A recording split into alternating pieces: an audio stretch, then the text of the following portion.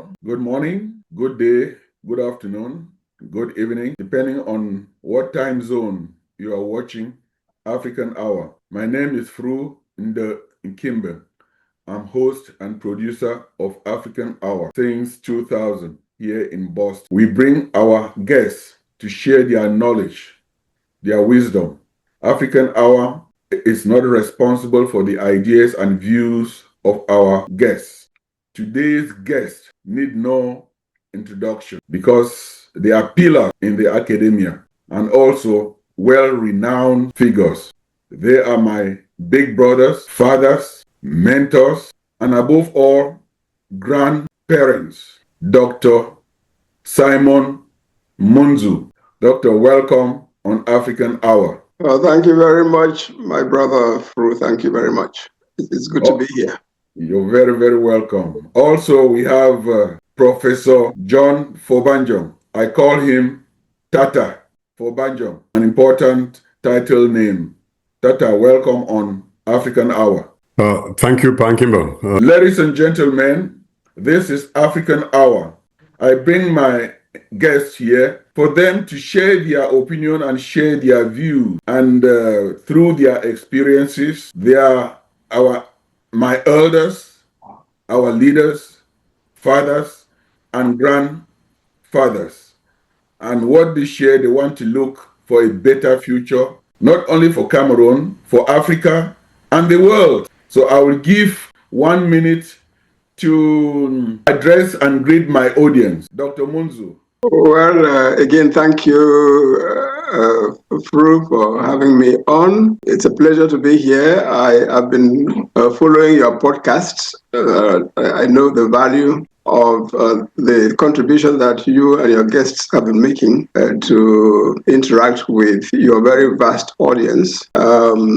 I hope that it will be the same for this episode. I really don't know how to introduce myself, but I'm Simon Munzu. My professional background was initially in teaching, including lecturing at the university, but I quit that some 27 years ago to work for the United Nations. So I am a retired UN civil servant, and since going on retirement in 2016, I have been engaged in the developments in my country, Cameroon, which unfortunately have not been all positive. I would even say have been mainly negative since the outbreak of the what is described as the Anglophone crisis in the two English-speaking regions of Cameroon. I happen to be, if you like, in terms of ancestral origin, I happen to originate from one of those two regions. So a lot of my energy has been dedicated to trying to find ways of ending that conflict, by negotiation. Unfortunately, that is not happening yet, but we continue to struggle. Thank you very much, senior brother, Dr. Munzu. That I think my audience are really looking forward to an enlightened and well-informed discussion. Professor Fobanjo, over to you. Thank you, Mr. Fru, my brother Simon. Thank you. My name is Fobanjong. I am a son of the soil, born in Bamenda, proud African. And I would like to add to my introduction. Fru said introduced me earlier as a father, a big brother, a grandfather. I would like to add to that I am a true patriot of the land, of our land. And was born, raised and educated in Cameroon. In the early years, I worked for the government in security. I retired in 1980. The man who recruited me in the police, Martin Mbarangangele, he's still in government today. He's still the director of the Delegate General for National Security. From his biography, I'm told that he entered the police in 1952. This is more than 70 years ago, and he's still in office. I long retired, moved out of the country, went overseas to study in the hope that I would study and bring back the knowledge to my homeland. But unfortunately, came out here, ended up becoming a refugee. So I went from being a patriot to being a refugee, somebody who was running away from their country of birth. It is painful, very painful. I love Cameroon. I love my homeland, just as every Jewish person who lives out in the diaspora is yearning and longing to go back to their ancestral homeland, I am yearning, longing to go back to my homeland, the birthplace of the Bantus. So thank you for inviting me on this program. I will do my best to share with your audience my thoughts on where things should be leading and how we should work together to bring an end to this nightmare that's been thrown on us. Thank you. Thank you very much, Professor Fobanjo. All of us are passionate and hoping and looking forward to a permanent, peaceful solution to our land, the land of our birth. And that will actually segue into our discussion. Sorry if I may just interject. You do well to point out that I am by nature, by temperament, a non-violent person. And I believe absolutely in non-violence.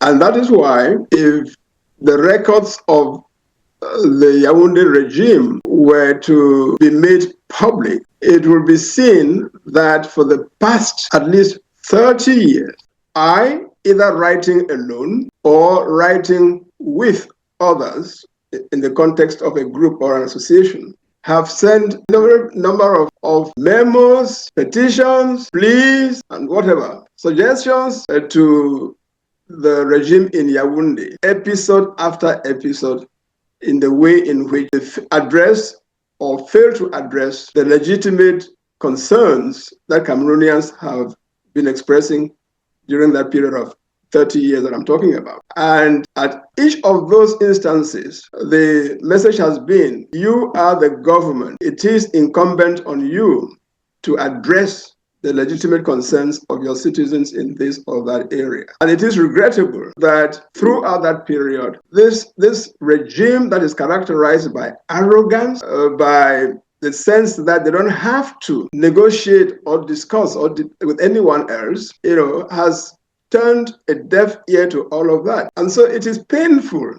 It is painful for a fundamental pacifist to be driven to the point where, as I am driven right, even contemplate the possibilities of a popular uprising. But the government in Yaoundé is not giving citizens a choice. And I am hoping, being the optimist that I am hoping that when all is said and done, the government at the commencement of this new 7-year term, Mr. Paul Biya has just been given as president of Cameroon, that he will look into himself, search his soul, and ask what Cameroon he wants to leave behind. He is 93 years old. He is not immortal. No one wishes the death or should wish the death of another. And I personally wish him a much longer life. But the facts are there. He is 93. And at 93, you have to start worrying about the legacy. And especially if you have been for 43 out of those 93 years, the president of a country and a people whose destiny is in your hands, you have to want to be concerned about what country you leave behind. And so my hope as President Biya commences his new 7-year mandate is that this time around he will say, okay, let me open up democratic space for Cameroonians. Let me organize a national conference of sorts, a genuine one, so that Cameroonians have the opportunity to reset their country, decide, are we working on the present constitution or on a new one? How do we want to reform our institutions, our electoral system, and so on? President Biya should do that. As I say, he is 93. He will be virtually 100 at the end of this term, and he must, as a human being, be in a position to search look inside him and say, at 100, am I still going to contest the election to be president, continue to be president of Cameroon at 100? And if he is not, then we should reasonably assume that the term that he is embarking on now would be his last term. I conclude on this point by saying, Mr. President, please don't push Cameroonians to the point where they feel that insurrection, revolution, uprising is the path to follow. That would be my plea to President Biya at this point. Thank you very much, Dr. Muzun. Before I get to Professor Fubanjong, I think I'd like to come in because as a Cameroonian as well, because for 60 years we have been deprived. In my adult life, it's one person.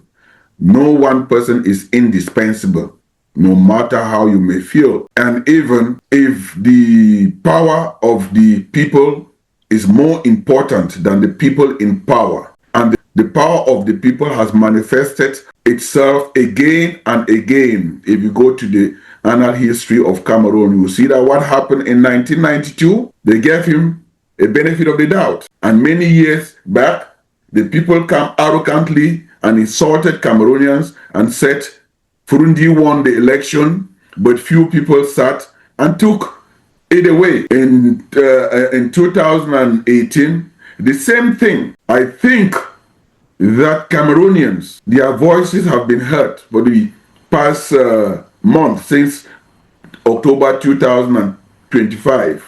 The whole world knows what happened. Regardless if you follow it and saying that it's legal to recognize someone who forces himself to be legitimate in power, it's left on us, the Cameroonians, to say that the power is in our hands. And at every point in time, things can change. It happened in Nepal. People were not expecting it. It happened the Arab Spring. It happened. It happened in France. And that revolutions, you don't plan revolutions. It's just like a powder cake. So to grant, I would not even wish that there should be another mandate for the person ruling, because if you have not demonstrated your love for your people, your love for the country, for 60 years that you have been in government, you cannot be left-handed at old age. Over to you, Professor Fubanjo. Yeah, thank you, Fru. Thank you. I'll start by saying that freedom is not granted. Freedom is taken. I'm glad that our emphasis here is on the youth. Cameroon belongs more to the youth than to us, the elderly, the grown-ups. The average age in Cameroon now, I think the median age, I think, is about 19 years old. That real estate, that piece of land belongs more to them than to the Bias and to any one of us that's older. Bia has refused dialogue. When you refuse dialogue, you leave people with no alternative than to, So if there's anybody who's calling for violence in Cameroon today, it's not the youth, it's Paul Biya and his cabal. Now, there's no country in the advanced world that got freedom by sitting and waiting for freedom to be handed to her. Look at the US. Freedom came through a revolution. Had the 13 colonies sat down and waited for King George to hand them over independence, it would never have happened. France, same thing. France achieved independence by fighting for. Then recently, in the 1960s, if we had all depended on Martin Luther King, who had this philosophy of nonviolence, if Black America and the Black world had they all depended on Martin Luther King for freedom for Black Americans, it would never have happened. Freedom came thanks to Malcolm X and Martin Luther King. So you need both axes to push through and bring freedom. So it is not the youth that are aching for a fight. It is not us who are aching for a fight. It's Paul Biya, because he's leaving us. He's left us with no option but to fight. And the price of freedom, universally understood, is blood. And sadly, many of our youth on our land, English-speaking Cameroon, we've lost many of our youth. And Biya has had opportunities over and over again to bring the war to an end. The Canadians tried to mediate, nothing. The Swiss tried to mediate, nothing. The AU tried to mediate. If you refuse mediation, if you refuse nonviolent options, then what is it that you want? It is Biya who's actually aching and calling for bloodshed, which is unfortunate. If he wants bloodshed, of course it will come. Our boys have been fighting, and they are bent on fighting to achieve victory. Gradually, the world is beginning to awaken to the fact that all along we were right. Even our Francophone neighbors are saying that, we wish we knew, had we known, would have joined forces with with Southern Cameroonians. Had we known, had we joined with them, then maybe by now we would be free. So we cannot continue to procrastinate and sit down and pray to the God Almighty that, oh, Bia will wake up today from his slumber, from his coma, and grant us undo the 43 years of wrong that he's done. No, it cannot. 7 years is too long. It's too long. A lot of young people have died, and some who have lost now families, homes, villages, no home to go to, and we cannot afford to give this man another 7 years. One day is too long. Our youth should fight, not fight alone. We in the diaspora, we have the duty, the responsibility to help them. Even at the price of going to prison, we need to do that. And I'm glad to see that some of our fellow Cameroonians in the diaspora have been doing that. I pray for them, and I pray that our numbers should grow and support this honorable fight for freedom across the world. Even in China, freedom came there through war. In Japan, same thing. It's a dream. It's utopic to believe that Mr. Bia will wake up tomorrow and say, okay, we have freedom, I give you freedom. I think it was in the late 90s, he flew to Douala. I think he made a speech where he said, je vous ai apporté la démocratie. So that's how little-minded that man is. Now, when the winds of democracy blew into Africa, into Cameroon in the early 90s, the person who was most resistant to change was Paul Biya. But our people did not give up. The Frundis and the others kept pushing. He finally was forced to accept democracy, the democratic election. In the elections, what did he do? He stole those elections. And in those elections, guess what happened, by the way? The French gave Paul Biya $380 million to help him with the campaign and to frustrate the transition from autocracy to democracy. In the end, of course, he spent all of that money, $380 million. That's a lot of money. He lost, but then turned around and stole the elections. And the French supported that. All of us know, since Biya came into being, he's never won a single election in Cameroon. Not one. So he's somebody who's has been stealing all along. And we continue to give him the benefit of the doubt. The only language that a dictator understands is the language of force. There's no dictator in the world that has ever voluntarily transformed or handed power over through a democratic process. Never. It's never happened. If anybody knows one, they should bring up their name. Biya is for us what Ceausescu was for Czechoslovakia. He was forced out through bloodshed. It's for us what King George was for North America. And of course, for us, what Louis XIV was for France. The roadmap is there. It has been done in the past. Let's just follow the examples of countries that have done it and use that to win our independence. From non-violence, they can only push you to violence. I think you have presented to the audience the history of the Southern Cameroons, known as English Cameroons, that we have been patient. Dr. Munzu, you have been active in pushing for non-violence, and your work is known and noted. For all these years, when your back is against the wall, the only thing is you have to react. But I must not really hide this. Recently, there have been elections in Cameroon. I would say the elected president of Cameroon. I'm not talking about the named or the announced president of Cameroon. There's the voice of the people, and there's also the legal means that people can manipulate it to make someone president. And that is what Biya has done for many years, and the Cameroonians have been quiet. And some would say that, yes, he was duly presented and declared by the Constitutional Council. That was the legal procedure. As a legal luminary, Dr. Munzu, the people spoke at the polls. They had laid the groundwork for the election to proceed. Following what had happened in the past, we saw that we could foresee the outcome because the current regime is in control of the process. And you can actually liken what happened in Cameroon to a little bit similar to what happened in America in 2000. They followed the process of the hanging ballots. And then in the end, Senate that ratified the election, and the Senate was Republicans, and the incoming president became a Republican. In Cameroon, those who have control over that process are Biya's nominee. But the voice of the people is a legitimate elected president of Cameroon, who is now, I don't know where he is, President-elect Chiruma. Legally, Dr. Munzu, could you lay this out for lay people like me to understand? Well, that's a tall order, but I'll try.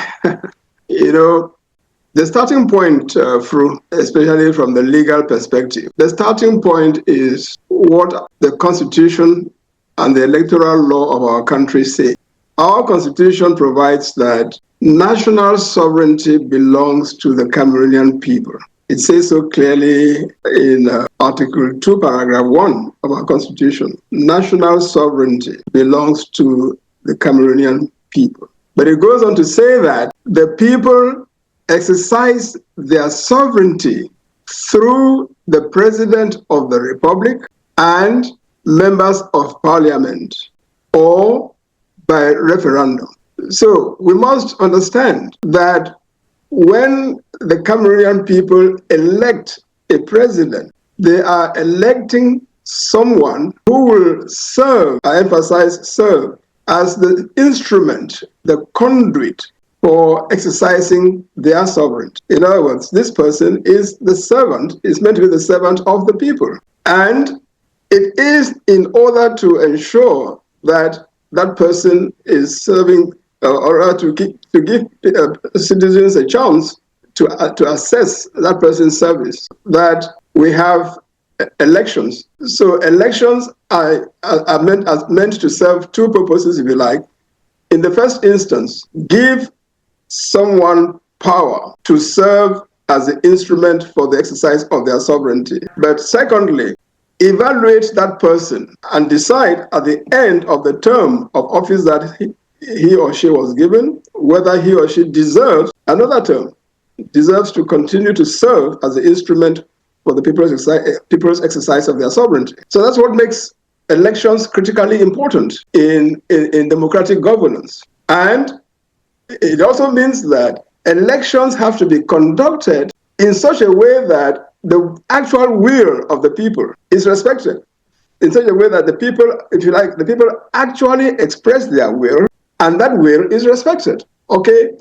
Now, and for that purpose, both the Constitution and the Electoral Code have defined a number of activities to be conducted at various stages of the electoral process. From when the citizens are required to go and register to vote and collect their voters' cards, through the planning that is to be done by Elecam, through what happens on polling day, through what happens after polling day, between the election, the close of the ballot, of the voting, and the declaration of the results. All these stages are well, articulated by the Constitution, complemented by the electoral law. And secondly, specific bodies, institutions, authorities have been designated by the Constitution and the electoral law to conduct each of those processes. All of this in order to ensure the same thing. Number one, that the people are allowed to express their will at the ballot box. And number two, that what is announced as a result corresponds to what people actually voted. Okay, so the law legislates all of that. Now, the problem we have in Cameroon, and we've had historically, election after election, especially presidential elections, the problem we've had is that there has been a deliberate and constantly manifested will on the part of the incumbent regime to do everything necessary to remain in power, including, number one, packing the institutions that are responsible for running the system, notably ELECAM, Elections Cameroon, which organizes elections, and the Constitutional Council, which declares the final result. The regime has consistently packed these institutions with its appointees, who unfortunately feel that they have to do the bidding of the person who appointed them, rather than act as the objective servants of the people that they are meant to be, custodians of the truth of the electoral system. So I would say, therefore, my position in terms of analysis is that, yes, all these stages that the law has laid down were followed. All these authorities to whom the law assigns power did their work. However, and therefore, right up to the pronouncement of the final result by the authority which, according to our law, is solely responsible for proclaiming those results. The results are not proclaimed by political parties. The results are not proclaimed by candidates. The results are not proclaimed by civil society in our law. So at that level, things have been done up to that point where on October 27th, I think it was, the Constitutional Council made the pronouncement that it did. So from that perspective, the law has taken its course. The question, however, and this is why we are in a post-election crisis, the point is that the citizens believe largely, by virtue of what many of them actually saw at the polling stations happening, citizens believe largely that what these legally constituted authorities did does not correspond with the facts. Reality. Yes, as perceived by citizens. Now, the problem, however, is how do the facts as perceived by citizens enter into the legal stream? That's the problem. So at this point, we have citizens who are saying, yes, we know what the law is. Yes, we know that Mr. Clement Atangana, you are president of the Constitutional Council. Yes, we know that by law, it is you who have the power to proclaim the results. But we are telling you that you lie. You are supposed to proclaim the results that according to how we voted. But we are telling you that the results you proclaimed are not the same as how we voted. That's where we are now in terms of a conflict between the legality and if you like, reality or legitimacy. How is this going to be resolved? How is this going to be resolved? Well, let's wait and see. Well, Dr. Muzu, I don't think anyone could explain the legal presentation of the situation happening in Cameroon. Professor Fobanjo, as a political scientist, the power of the people is more important than the people in power. And when the people in power abuse the power of the people, Dr. Munzu has explained the legality, the legal process. And this legal process has been clouded by cronies, by untrustworthy people, and the people now have seen it over and over. They have voted, they have elected their president. I would equally say President Chiruma, and there is anger. We are at a point where I think Cameroon could erupt. As a political scientist, you have already given a historical semblance of such actions. From your own angle, what is your take? Thank you, Fru. I'm sorry to disappoint you, but genuine democratic elections have never been conducted in post-1960 Cameroon.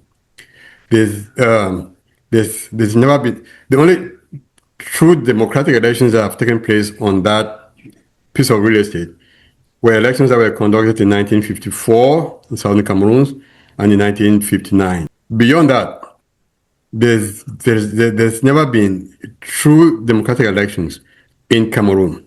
There's a concept in political science called the fallacy of electoralism. What happened in Cameroon on October 12th and going back to even the 60s was sham elections. Sham elections because elections that are guided by rules that are put in place by a dictator, we cannot call that. The rules that govern the electum in Cameroon, these are rules that were established by Paul Biya. And you and I, all of us know that Paul Biya is not a disciple, it does not, it's anti-democratic. From his, from the early 90s, when he was resisting this appeals for change, he has never shown interest in promoting or in setting laws, putting in place laws that will allow for transparency in the democratic process. So we've never truly had a democracy or democratic elections in Cameroon. Now, let me take this further, and I'm focusing here on Bia for obvious reasons. Now, if Cameroon were truly a nation of a state that is built on the rule of law, Bia belongs more in prison than in the state house, than than at the presidency. Why do I say this? I'm a traditionalist, an African traditionalist. In our culture, in African culture, we have this practice where if you come in to get married to my daughter, who's an adult, maybe 19, 20.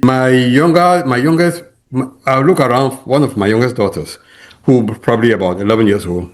My daughter will come into your home with that younger baby, with her baby sister. When they come, the idea is when that marriage produces fruit, baby, that my younger daughter, will become your babysitter, and you, the husband, you will see that child as your first child. So, Bia, when she was getting married, the wife brought with her younger sister. Bia ended up raping that girl, that baby. And I don't know how old the baby was, but on average, those kids are around 11, 12, 13.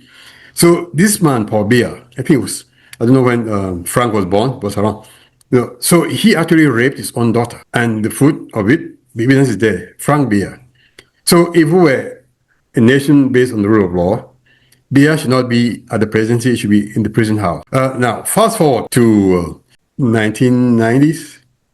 Bia, given the presidency, before he went to seminary, from what we gather. At the seminary, the church looked at him so that he was morally unfit to be a priest. So he was kicked out. He was unfit, he was inept. We don't know what he did, but for the seminary to kick you out, it means you're unfit to be part of that society. So he comes out, goes and studies in France, comes out, and Bia, with a recommendation from a former colonial administrator, hands over a letter of recommendation to Paul Bia, and he gets hired without doing background check and verifying if he has good morality and during my days working in the Cameroon government, the practice was if you wanted to open an off-license bar, you would submit an application to the DO's office. The DO's office would send that application to us, to the police, to conduct what was called then enquête de moralité, the moral background check, to see if you, the person that wants to open that liquor store off license, if you are of good moral grounding. So if the state would take the time to conduct background check, morality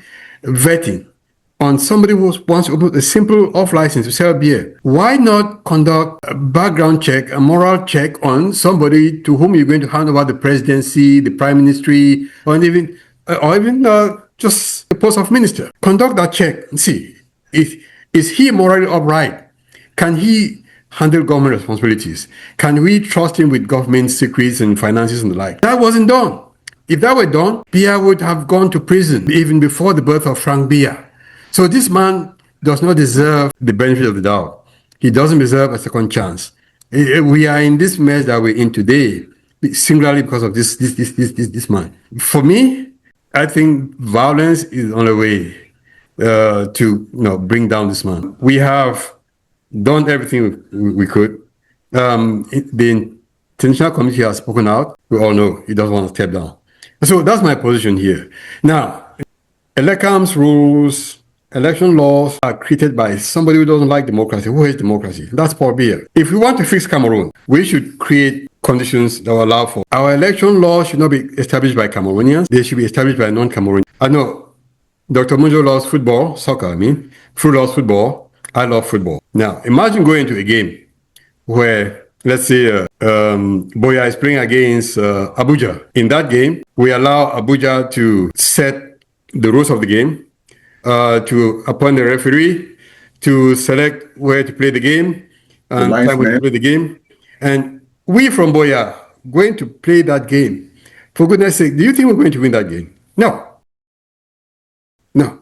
We're playing in Abuja. The field is crowded with Abujans, with Nigerians.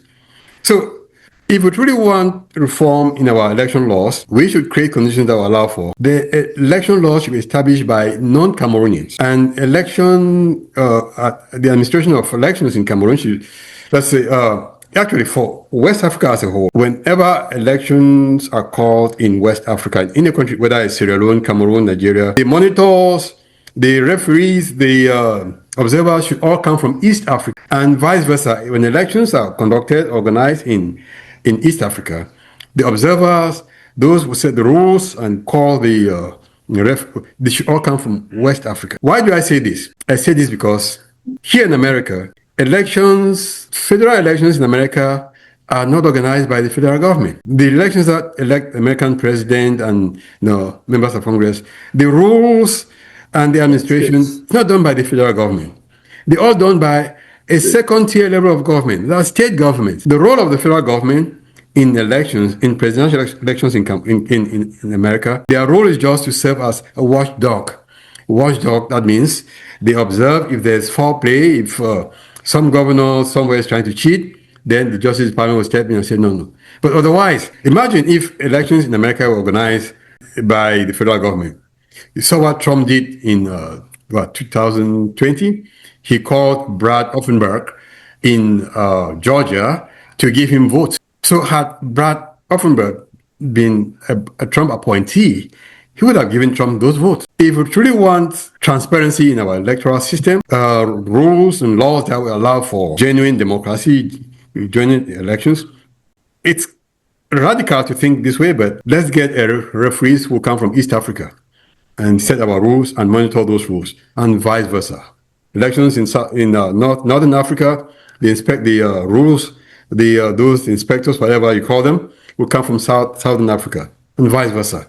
Without that, a dictator can never establish election laws that would be against his regime. Thank you so very much. And let me pause here and reassure my audience that you are watching African Hour. African Hour is fair and balanced and brings guests to share their views and opinions. Today's guest is Professor John Fobanjo and Dr. Simon Munzu.